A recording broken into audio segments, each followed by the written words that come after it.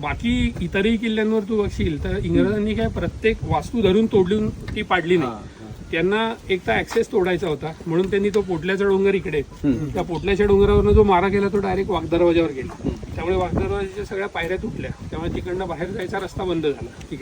तिकडे तर मोर्चे लावलेलेच होते मुख्य वाटेवरती, आणि गोळे इकडे जे टाकले ते काय रॅन्डम टाकले होते त्यांनी. काय असं एक वास्तू तोडायची, ही वास्तू, एवढी अॅक्युरेसी तर त्यावेळेला नव्हती तोफ गोळ्यांची, त्यामुळे ते टाकले. त्यात अनेक वास्तू जळाल्या, हे झालं सगळं. पण 1880 गोळे वगैरे टाकले त्यांनी त्या पोटल्याच्या डोंगरावरून.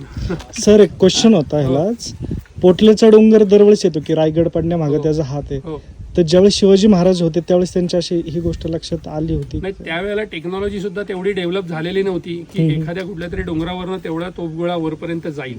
ही घटना केव्हा आहे? 1818, 1680 नंतर 1818, म्हणजे जवळजवळ 125 वर्ष नंतर आहे ती.